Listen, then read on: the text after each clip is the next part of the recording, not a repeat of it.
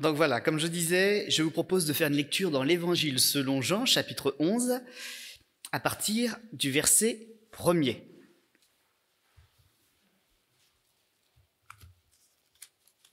La lecture pourrait être assez longue, alors je vais prendre la liberté de faire quelques sautes, en essayant de respecter au maximum l'esprit du texte. Mais je vous encourage par contre à lire entièrement ce chapitre à la maison pour essayer peut-être aussi de repasser sur votre cœur et de retrouver les différentes choses dont nous aurons pu parler cet après-midi. Il s'agit de ce chapitre particulier qui rend témoignage à Jésus le jour où il va ressusciter un homme. Jésus qui va ressusciter donc Lazare, son ami, qui habitait à Béthanie. Il y avait un homme malade, Lazare, de Béthanie, village de Marie et Marthe, sa sœur. C'était cette Marie qui oignit de parfum le Seigneur et lui essaya les pieds avec ses cheveux, et c'était son frère Lazare qui était malade. Les sœurs envoyèrent dire à Jésus, « Seigneur, voici, celui que tu aimes est malade. » Après avoir entendu cela, Jésus dit, « Cette maladie n'est point à la mort, mais elle est pour la gloire de Dieu, afin que le Fils de Dieu soit glorifié par elle. » Or, Jésus aimait Marthe et sa sœur et Lazare. Lorsqu'il eut appris que Lazare était malade, il resta 2 jours encore dans le lieu où il était. Et il dit ensuite aux disciples, « Retournons en Judée. » Les disciples lui dirent, « Rabbi, les Juifs tout récemment cherchaient à te lapider, et tu retournes en Judée. » Et Jésus répondit, « Il n'y a-t-il pas 12 heures au jour?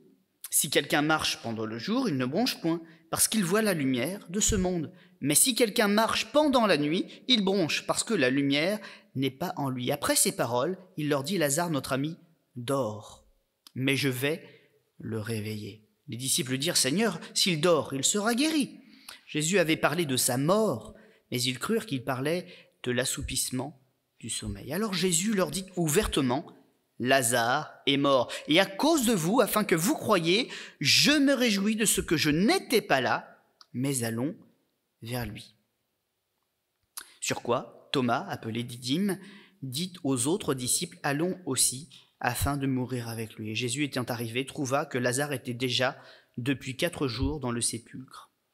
Et comme Béthanie était près de Jérusalem, à 15 stades environ, beaucoup de Juifs étaient venus vers Marthe et Marie pour les consoler de la mort de leur frère. Lorsque Marthe apprit que Jésus arrivait, elle alla au-devant de lui, tandis que Marie se tenait assise à la maison. Et Marthe dit à Jésus, « Seigneur, si tu avais été ici, mon frère ne serait pas mort. Mais maintenant même, je sais que tout ce que tu demanderas à Dieu, Dieu te l'accordera. » Et Jésus lui dit, « Ton frère ressuscitera. » « Je sais, lui répond Marthe, qu'il ressuscitera à la résurrection du dernier jour. » Mais Jésus lui dit, « Je suis la résurrection et la vie. Celui qui croit en moi vivra, même s'il meurt. Et si quiconque vit et croit en moi ne mourra jamais. Crois-tu cela ?» Elle lui dit, « Oui, Seigneur. Je crois que tu es le Christ, le Fils de Dieu, qui devait venir dans le monde. » Ayant ainsi parlé, elle s'en alla. Puis elle appela secrètement Marie, sa sœur, et lui dit, « Le Maître est ici, et il te demande. » Dès que Marie eut entendu, elle se leva promptement et alla vers lui, car Jésus n'était pas encore entré dans le village, mais il était dans le lieu où Marthe l'avait rencontré. On avance un petit peu, on saute jusqu'au verset 33. Jésus, la voyant pleurer, elle et les Juifs qui étaient venus avec elle, frémit en son esprit et fut ému. Et il dit, « Où l'avez-vous mis ? » « Seigneur, lui répondirent-ils, viens et vois. » Jésus pleura, sur quoi les Juifs dirent, « Voyez comme il l'aimait. » Nous pouvons également sauter quelques versets, nous rendre directement au verset 39. Jésus dit, « ôtez la pierre. » Marthe, la sœur du mort, lui dit, « Seigneur, il sent déjà, il y a 4 jours qu'il est là. » Et Jésus lui dit, « Ne t'ai-je pas dit que si tu crois, tu verras la gloire de Dieu ?» Ils ôtèrent donc la pierre, et Jésus leva les yeux en haut et dit, « Père, je te rends grâce de ce que tu m'as exaucé. Pour moi, je savais que tu m'exauceras toujours, que tu m'exauces toujours. Mais j'ai parlé à cause de la foule qui m'entoure, afin qu'ils croient que c'est toi qui m'as envoyé. » Ayant dit cela, il cria d'une voix forte, « Lazare, sors !» Et le mort sortit, les pieds et les mains liés de bandes et le visage enveloppé d'un linge. Et Jésus leur dit, « Déliez-le et laissez-le aller. » Amen. Nous avions vu il y a quelque temps Marthe et Marie et la façon dont elles se tenaient chacune dans la présence de Jésus. Il y avait du travail, pour l'une comme pour l'autre. L'une était toujours affairée à ses affaires, et puis elle ratait beaucoup de choses importantes pour son âme. Puis la seconde, que sa sœur voyait comme plus légère, elle avait compris quand même beaucoup de choses, mais elle avait soif parce qu'elle avait beaucoup de questions. Il y avait beaucoup de choses dans son cœur qui manquaient. Et elle avait compris quand même une chose, c'est que passer le balai, on aura toujours de la poussière à balayer, mais que avoir Jésus dans sa vie, c'était tout de suite qu'il fallait le saisir. Et elle avait su mettre en tout cas les priorités. C'est grâce à cela qu'elle avait pu trouver des réponses pour son cœur et pour son âme. Et voilà les deux mêmes sœurs dans une autre situation. Elles ont un frère qui est venu à décéder suite à la maladie. Et on pourrait se poser cette question, comme ça nous est certainement arrivé, dans des cas de deuil, dans des cas de circonstances. Mais Seigneur, pourquoi? Nous croyons, nous marchons avec toi, nous nous faisons violence pour marcher et suivre dans tes voies, de suivre ton enseignement. Pourquoi faut-il des morts quand même dans notre famille et dans nos vies? Pourquoi faut-il le malheur, la douleur, comme chez partout, chez les autres? Et Jésus essaye, au travers de cette expérience qui est, on va dire, naturelle, de leur enseigner la supériorité de ce qu'il y a à vivre en Dieu, ce que nous sommes appelés à vivre. C'est vrai que nous avons des larmes, qui nous arrive souvent de pleurer, mais il y a une vérité dans le royaume de Dieu, c'est que les larmes, c'est pour la terre. Dans le ciel, il n'y en a plus. Et si nous mettons les bonnes priorités, oui, on passera peut-être par la mort, on ne sera peut-être pas tous enlevés comme ça, in extremis par le Seigneur. Il y aura un temps pour ça. Mais la grande majorité des hommes devra affronter la mort. Seulement, ils n'ont pas à craindre la mort, parce que Jésus va la traverser avec eux. Et Jésus va être leur consolateur, il va être leur force, il va être leur victoire. Et c'est bien beau d'enseigner des choses comme ça. Et Jésus, il en est bien conscient. Dieu en est bien conscient. Et il a envoyé Jésus pour pas simplement nous enseigner, mais pour nous donner aussi des preuves, une démonstration que tout ce qu'il dit est vrai. Et Jésus, il n'a pas pris des personnes arbitraires comme ça pour donner des exemples. Il a pris des gens que tout le monde connaissait, des gens droits, des gens honnêtes, des gens pieux, des gens qui peut-être aussi parfois pouvaient avoir des conflits en disant est-ce que je dois être dans telle religion ou est-ce que c'est vraiment Jésus la vérité? Mais comme ils cherchaient Dieu, comme ils étaient sincères, comme les gens le savaient, il s'en est servi comme témoin. Et quelle grande souffrance pour Jésus, mais quel grand exemple pour tous, quand le Père choisit que c'est Lazare, l'un des meilleurs amis de Jésus, qui doit mourir afin d'être ressuscité.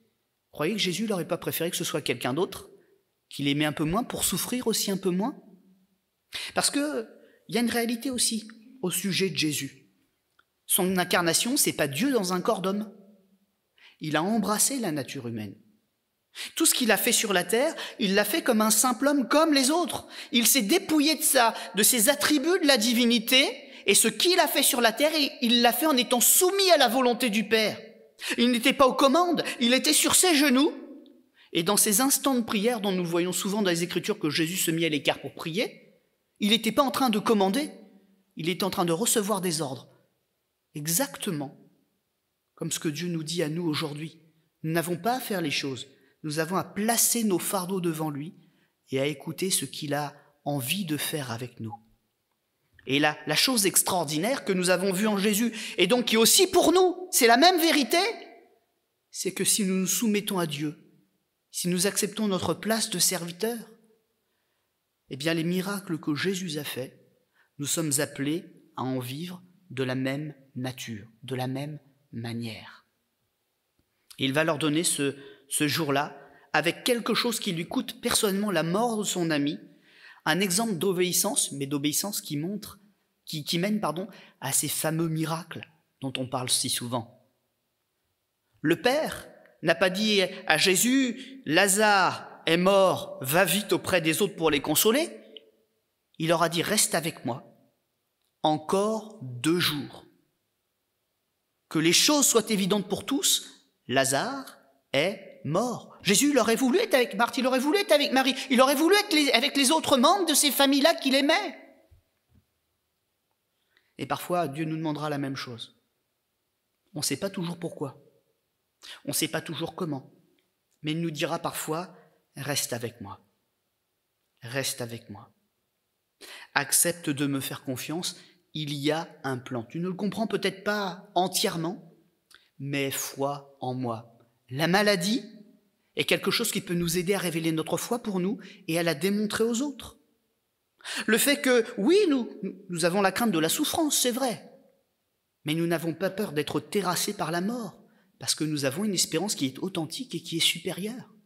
Et Jésus, comment voulez-vous qu'il explique ces choses s'il n'avait pas prouvé par son propre exemple que c'était vrai, qu'il ne tremblait pas devant la mort, qu'il y avait vraiment un plan de Dieu, et quand il nous dit de ne pas aller trop vite, mais de laisser Dieu agir, s'il ne l'avait pas démontré. On aurait eu de beaux enseignements, mais les gens ne se seraient pas convertis à Jésus, convertis à la foi authentique qui donne la vie. Et Jésus pourra donc faire cette démonstration, accompagnée de cette parole extrêmement puissante, « Je suis la résurrection et la vie, celui qui croit en moi vivra même s'il meurt. » Le corps va mourir, mais l'âme ira pour l'éternité avec le Seigneur. Il y a dans ce texte encore une autre réalité, parce que là nous avons vu le comportement de Jésus, qui était venu de Dieu et qui donc nous parle de ce qu'il connaît, et il nous en donne des démonstrations.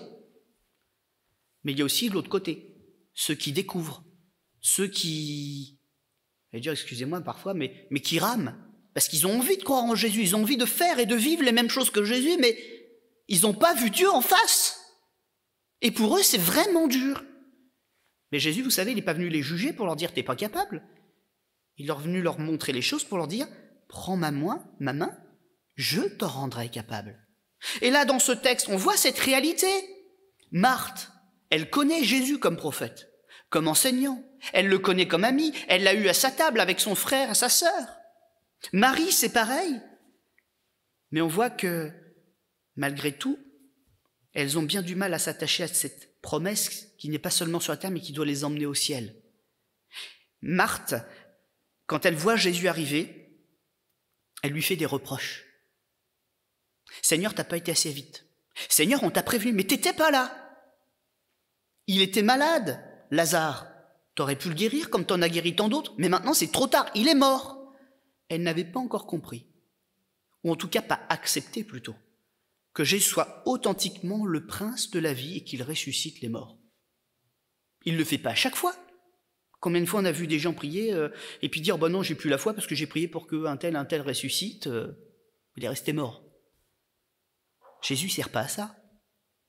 Nous le savons en plus par l'exemple même de Lazare. Quand Lazare a été ressuscité, on pourrait se dire grand miracle extraordinaire. Mais la première chose qui s'est passée derrière, c'est que les religieux ont voulu faire croire à une supercherie et qu'ils ont essayé de retuer Lazare. Lisez bien les Écritures, la suite du texte le dit.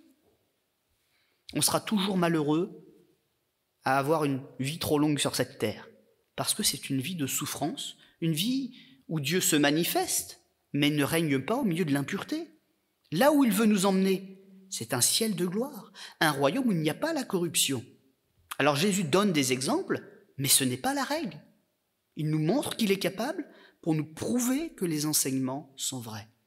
La foi, maintenant, elle doit nous amener à prendre des décisions pour Jésus. Marthe a quand même compris certaines choses en chemin. Elle a compris que quand il y a des soucis, il faut se tourner vers le Seigneur. Il faut l'appeler, il faut le prévenir. Il ne faut pas cacher les choses jusqu'au moment où c'est dramatique. Elle a compris cela. Mais maintenant, sa foi doit vraiment se révéler, aller plus loin. Elle est toujours imprégnée de ce caractère que nous avions vu la dernière fois, à vouloir commander. Elle a peur aussi de lâcher la bride, de laisser le Seigneur, de lui remettre les rênes de sa vie. Elle continue de prendre les devants sur tout le monde, y compris sur Jésus. Et puis, si vous relisez attentivement le texte, on voit même qu'il y a une petite routine dans son cœur et dans ses paroles. Et ce qui l'a gagné, cette incompréhension qu'elle voile parfois sous des paroles de foi, si tu avais été là, etc. On le retrouve dans la bouche de sa sœur Marie. Il y a une contamination qui s'est faite. Mais le Seigneur va leur permettre de vivre l'expérience qui leur manque pour être pleinement convaincus. Il va leur rendre Lazare. Et j'aimerais vous dire cet après-midi, on n'est pas obligé d'en arriver là. Il y a tellement de choses que le Seigneur nous demande dès maintenant pour nous convaincre. Alors, ce qui serait la plus sage des décisions, Le plus sage des engagements, c'est de croire tout simplement ce que Jésus a dit, ce que des siècles, des millénaires de témoignages nous ont déjà rendu. Et je le dis souvent, le plus beau témoignage, c'est que malgré toutes les religions de la terre, depuis que l'Évangile est là, il ne fait que croître et le nombre de fidèles augmenter. Le royaume de Dieu ne cesse de s'étendre jusqu'aux extrémités du monde et dans toutes les langues. Non pas par la force des combats ou des armées, mais par une parole de vérité qui gagne les cœurs. Et ça, c'est le plus beau des témoignages. C'est assurément un témoignage de vérité. Jésus, donc, va prendre soin de ces deux femmes, mais nous voyons, comme je le disais, qu'il est authentique. Vous savez que dans le texte que nous avons lu, il y a le plus petit verset de la Bible. Vous l'avez remarqué au niveau de votre lecture, je pense qu'il y a un petit alinéa, et vous voyez qu'il y a deux petits mots tout seuls. Jésus pleura. Jésus pleura. Parce que la mission de Jésus, c'est pas d'être venu dans le monde pour le juger. Il est venu dans le monde pour faire quoi avec nous? Pour nous sauver, afin que quiconque croit ne périsse point, mais qu'il ait la vie éternelle. Et pour se faire comprendre, Jésus mène des combats. Pour nous interpeller, pour nous atteindre, Jésus mène des combats. Et il rappelle une parole qu'il a déjà dite, peu de temps juste avant, mais la douleur, la souffrance parfois nous rendent aveugles à l'amour de Dieu. C'est pas de la faute de Dieu, c'est pas qu'il ne se laisse pas atteindre, c'est pas qu'il ne l'a pas dit, mais c'est qu'on a des combats à l'intérieur, on n'arrive pas à admettre que Dieu nous aime véritablement. Et la réalité, elle est là. Ne t'ai-je pas dit, à peine quelques versets après, si tu crois, tu verras la gloire de Dieu. Et voilà une autre réalité, c'est que Jésus, il essaye de nous faire comprendre que le problème ne vient pas de lui. Le problème ne vient pas de Dieu. Si nous ne le sentons pas, si nous ne le ressentons pas, si nous ne le voyons pas, si nous avons l'impression de ne pas recevoir de lui, ce ne sont que des impressions. Parce qu'à chaque instant, Dieu déverse sa bénédiction sur nos vies. Et le chemin qu'il nous fait emprunter est un chemin qui a pour destination de nous faire le rencontrer, pas de l'éviter. Tous les chemins de cette vie sont censés nous amener au pied de la croix et à l'évidence que Dieu nous aime et qu'il est mort à la croix pour nous, pour pardonner nos péchés, qu'on a une éternité avec lui à partager. Mais la réalité, c'est que Dieu peut nous conduire à la porte, mais qu'après il nous laisse responsables de la décision. Personne ne peut la prendre à notre place. Il y a un frère pasteur qui fait souvent des entretiens, qui accompagne les personnes en situation de souffrance. Il me rappelait un entretien il n'y a pas très longtemps, où il disait qu'il y a une personne qui n'arrivait pas à former sa vie, qui n'arrivait pas à avancer, qui n'arrivait pas même à trouver un conjoint, etc. Plein d'autres choses comme ça dans sa vie. Pourtant, c'est une personne de valeur, une personne intelligente d'ailleurs. Mais le problème, il n'est pas dans l'intelligence. Le problème, il n'est pas dans le physique. Le problème, il est toujours dans le cœur. C'était une personne dont il me parlait qui n'arrivait pas à s'accepter elle-même. Pourquoi? Je ne sais pas. Je ne sais pas lire dans les cœurs. Mais le fait de ne pas trouver l'amour, c'était pas de ne pas trouver l'amour. C'était parce que cette personne ne s'aimait pas elle-même. Elle n'était pas capable de croire en l'amour. Elle n'était pas capable de croire que quelqu'un puisse la choisir au milieu des autres. Qu'il y ait en elle quelque chose de différent qui la rende exceptionnelle et unique. Et pourtant, Dieu nous a tous faits différents et uniques. Et il y a en chacun de nous une perle précieuse qu'il veut recevoir. Nous avons du prix aux yeux de Dieu. Nous avons une valeur inestimable et unique aux yeux de Dieu. Nous le disons souvent dans les prédications, et pourtant c'est vrai. Même si ce n'est pas littéralement l'Écriture qui le dit, mais tout le ressenti de l'Écriture nous le crie pour un homme, un seul. Dieu serait mort à la croix quand même. Jésus serait venu. Après tout, regardez, si on compte un petit peu facilement les choses, on prend simplement l'exemple de Noé. Tous les hommes étaient mauvais, mais il trouva Noé seul juste devant l'Éternel. Qu'est-ce qu'il a fait? Il lui a donné les plans du bateau pour en faire une arche de salut. Et ceux qui ont bien voulu suivre, comprendre, sont montés dans le bateau et ils ont été sauvés, Noé et sa famille. Vous savez un petit peu les dimensions de ce bateau? La taille d'un immeuble. Croyez que Noé l'a bâti tout seul? Croyez que Noé a bâti l'arche tout seul? Toutes les populations autour ont participé au chantier. Noé était certainement quelqu'un d'aisé. Ils ont tous participé pour l'argent, pour la bénédiction immédiate, pour le confort de leur famille peut-être. Mais le projet de Dieu, en réalité, il n'avait pas atteint leur cœur. Ils ne sont même pas montés dans le bateau quand ils ont vu le déluge commencer à arriver. Ils se sont moqués. Une grosse pluie, certainement ce qu'ils ont dit. Une tempête comme on en connaît. Mais quand le bateau a dû fermer la porte a été fermée. Et ils sont passés à côté du salut. Cet après-midi, nous avons une autre réalité. Elle est là devant nos yeux. C'est que Jésus est la porte. Quand il doit la fermer, cette porte, il la ferme. Mais aujourd'hui, qu'est-ce qu'il veut faire avec nous? La même chose qu'avec Lazare. Ceux qui sont en train de se perdre, ceux qui sont en train de mourir dans le péché, ceux qui sont en train de rater la rencontre avec Dieu, il veut rouler les pierres qu'il y a devant leur vie, les pierres qu'il y a dans leur cœur, pour qu'ils puissent ressortir libres des chaînes de la mort. Jésus est venu pour libérer. Il est venu pour délivrer. Il aurait pu faire les choses de différentes manières. Et dans ce texte, il y a quelque chose qui est un indice. Jésus peut tout faire dans la simplicité d'une prière. On peut lui confier tout dans la simplicité d'un « S'il te plaît, Seigneur Jésus ». Mais là, à cause de la dureté de cœur des gens, qu'est-ce qu'il fait? Devant tout le monde, avec le commandement de Dieu, le Père bien sûr, il y a un petit spectacle. Vous avez remarqué que ce n'est pas courant avec Jésus. Il y a un mort, il est dans le sépulcre, il dit « Attention, spectacle ». Et il crie d'une voix forte « Lazare, sors !» Parce que les gens étaient tellement durs de cœur. Ce jour-là, il fallait qu'on l'entende. Il fallait qu'on entende la voix de Jésus. Parce que l'enjeu était important. C'était la mort. La mort, elle n'était pas que sur Lazare. Elle était partout répandue tout autour de Jésus. Et il était en train de la chasser. Quiconque croit reçoit la vie éternelle. Marthe et Marie, que Jésus n'était pas du tout en train de juger, même quand Marthe a été un petit peu dure avec lui, il ne l'a pas jugée, parce qu'elle avait besoin de voir ça pour croire comme il fallait. Elle avait besoin de savoir jusqu'où Jésus est capable de conduire les cœurs et les vies. Que le Seigneur donc puisse vous éclairer de la même conviction dont il a éclairé ces gens ce jour-là. Nous avons le privilège d'être dans un pays qui est encore suffisamment libre aujourd'hui pour proclamer l'Évangile, pour le faire entendre, pour l'enseigner tel que les Écritures sont écrites, fidèlement. Mais cet après-midi, je suis convaincu, il y a parmi nous des Marthes, il y a parmi nous des Maries, et quelque part, spirituellement, il y a peut-être même un Lazare. Mais comme Jésus l'a dit, quand il est là, aucune maladie n'est à la mort, parce que la mort, elle est vaincue.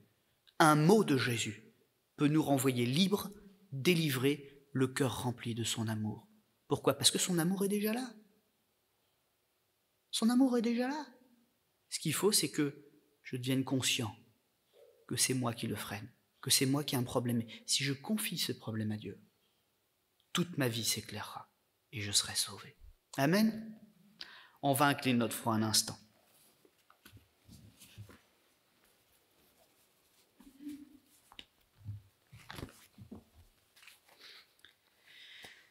Seigneur notre Dieu, merci.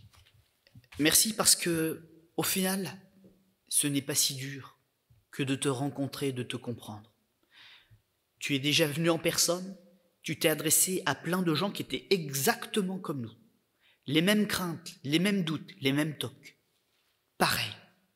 Et tu as su te faire comprendre par eux. Ils ont su te rencontrer. Et à force de vivre avec toi, de te côtoyer, pourtant quelques années à peine, 3 ans et demi, il y a pu y avoir dans leur vie, Seigneur, un bouleversement total. Tu as su leur parler comme tu devais leur parler, comme ils avaient besoin d'entendre. Et tous ceux qui ont cru en toi, Seigneur, se repartis le cœur soulagé de leur fardeau, le cœur même rempli de toutes les bonnes choses que Dieu voulait leur communiquer. Alors, s'il te plaît, Seigneur, là, au milieu de nous, comme pour ceux qui nous ressemblaient hier et qui vivaient sur cette terre, parle-nous de la même manière, en toute simplicité. Révèle-nous que comme tu l'as dit, si tu crois, si nous croyons, nous verrons cette même gloire de Dieu dans nos vies. Et je crois, Seigneur, que dans ta bonté, les miracles qui accompagneront ceux qui ont cru se manifesteront aussi. Comme tu l'as promis, il y aura des guérisons, il y aura des miracles, il y aura une révélation du chemin que tu as destiné à chacune de nos vies. Je crois, Seigneur mon Dieu, en toute ta parole et que chacune, chacun, nous sommes appelés à la vivre. Que ton nom soit béni et accepte de mettre ton approbation, ta grâce, sur chacune des personnes présentes dans cet auditoire, de la plus petite personne à la plus grande, de la plus jeune à la plus âgée, afin que le nom de Jésus soit encore glorifié cet après-midi, qu'il sauve des âmes. Amen.